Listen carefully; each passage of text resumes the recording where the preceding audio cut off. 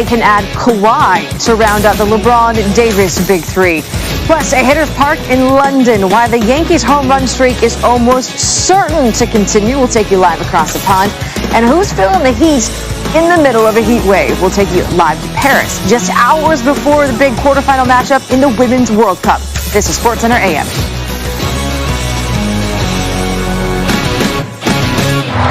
Today, C is for Cubbies. Well, that certainly makes us happy, doesn't it? An international affair on SportsCenter this AM. Nicole and Jen hanging out. We'll check into London and Paris, even Toronto's favorite son in Barbados. Wait, you're from Illinois, I'm from Wisconsin. Very international. Very international. By the way, Major League Baseball is trotting out one of the youngest all-star lineups like ever. The average age of the NL starters, under 26. Cody Bellinger, he's old. No, he's not. 23. 23 years old. Born in 1995. Dodgers and Rockies. Bellinger leading off the second. There's no score. Bellinger changes that with what is essentially a not top play for David Dahl. That ball goes in the glove, out of the glove, and then out of the park. 27th home run for Bellinger. Dodgers take the 1-0 lead. It wasn't pretty, but it still counts the same. Walker Buehler this month. His ERA of .87 is borderline untouchable on the mound. Only allowed 3 home runs this month. But look, the air is thin in Denver. Charlie Blackmon going to take advantage of that. Blackmon at the plate. Blackmon, 2-run triple down the right field line. Buehler would go 5 2/3 innings. He allowed 13 hits and 7 runs. Career highs in both. The Rockies were up 7-6 after 6. So we go to the 7th inning. The Dodgers still down that run. There's one on from Max Muncy. That funky monkey, 4th multi-home run game of his career. That is number 19 on the season. Dodgers take the 8-7 lead. Bottom half of the inning, still 8-7. Ryan McMahon at the plate. How do you feel about a 479-footer? Dead center. Solo shot, the 4th longest home run by a Rockies player in a decade. We tie it up at 8 in the 9th. Dodgers lead 9-8. 2 on for Kike Hernandez. Pinch hitting. 3-run homer off of Wade Davis. Kike, do you love? Yes, the kisses say yes, he does. 6 homers in the game for the Dodgers, and they win it 12-8.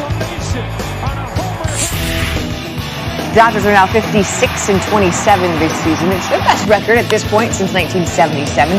You got to credit their plus 129 run differential. Seems like a lot. It is 20 better than anyone else in baseball. The Dodgers are already 13 games ahead in the division. It's June the 28th. Before this season, the Dodgers had led by as many as 13 games once. It was July 28th, 1955. And then there's Cody Bellinger. He's been a huge part of that success. 27 home runs, just 1 shy of matching the franchise record for the most before the All-Star break. The Dodgers, by the way, play the Rockies again today and through Sunday. The Dodgers, the team with the best record in baseball, have one All-Star starter in Bellinger, Nolan Arenado, who went 0 for 4 against Bellinger. Dodgers joins him on that squad. The leading vote getter, who was that?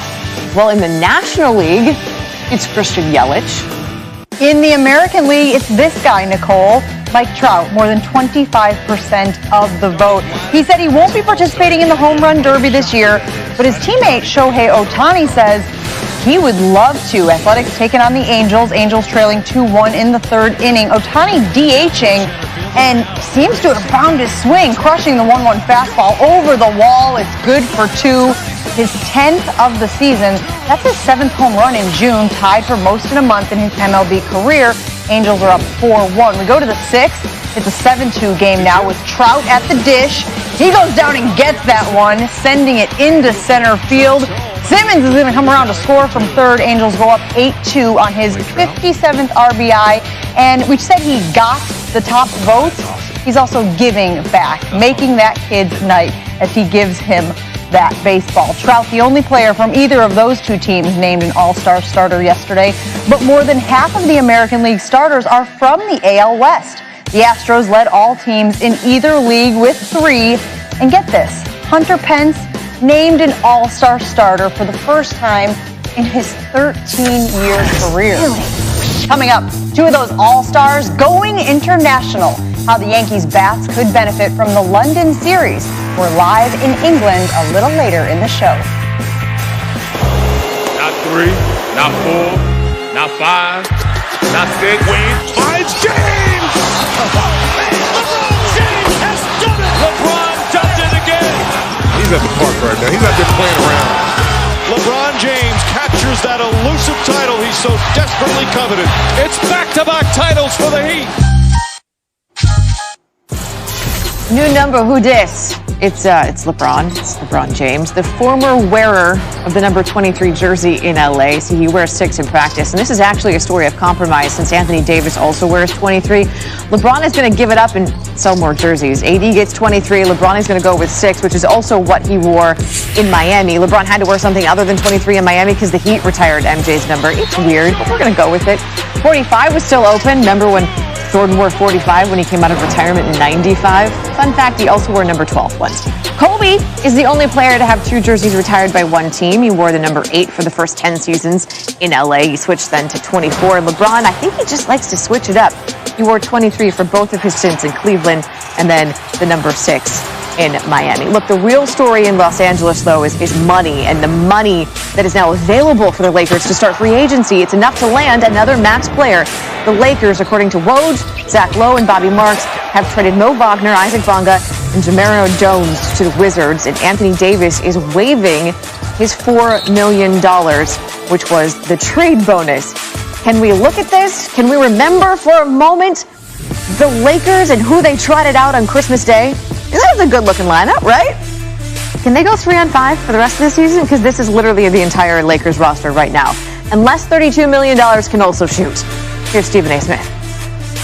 Now that you have max space in order to bring a marquee player on board, you're asking that player to join 2 superstars in the Southern California sunshine without asking them to take a pay cut, which is essentially what you would have been asking them to do prior to making this move. And that also gives the Lakers an incredible level of flexibility that they may not have had. First of all, you could go after Kyrie Irving if you so choose, and suddenly it's not etched in stone that he could end up in Brooklyn if LeBron and AD come calling and say, how about helping the Lakers win a championship in Southern California? Kemba Walker, do you really want to go to the cold in Boston? By the way, you saw what happened with them last year, even though it was Kyrie there instead of you. And also in the process, it's great PR because a team that looked absolutely dysfunctional and ravaged in controversy just weeks ago are now my favorites to win the championship. And you got a GM in Rob Pelinka and an owner in Jeannie Buss who suddenly deserve our respect as opposed to our vitriol for how things were handled. A lot has changed with Los Angeles over the last few days. All right, meanwhile, Kawhi Leonard doesn't seem too stressed about his pending free agency. The NBA Finals MVP's been bumming around Barbados the last few days. Leonard is expected to decline his player option and become an unrestricted free agent. Here's what Woj said on SVP about Kawhi's potential suitors. The pitch the Lakers have to make to Kawhi Leonard is what's authentic to them, and that's LA. The Lakers are the team of stars. It is the franchise of superstars. It is the place to play under the biggest spotlight, with the most attention, with the biggest fan base in the world. And now you're going to play with the biggest star in all of basketball, LeBron James, maybe the most talented all-around big man in the game, in Anthony Davis. And you can do it near home, near your San Diego home. He loves Southern California. That's why the Clippers have been in this. And that's your pitch. But you've got to know whether that is what Kawhi Leonard wants, because you can't go in there and try to be something you're not as an organization.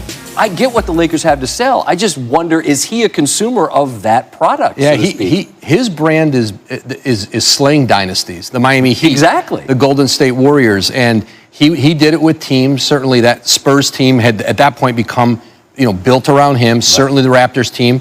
And whether he stays with the Raptors or he were to go to the Clippers, those would be not just teams on the court built around him, but entire organizations built around him. That's what Toronto and the Clippers are selling. The Lakers will be selling something else. Now, it may appeal to him. It is all very intriguing. Let's take a look at some of those key free agency dates. Tomorrow is the last day for a number of players to exercise their player options. Then, at the end of the month, teams and players can begin negotiations with verbal agreements allowed once the calendar flips to July. Deals cannot be finalized until the 6th. Coming up, what does the extra cap space mean for the Lakers and why signing another max player may now be an option, but is it the best option? Plus, the biggest game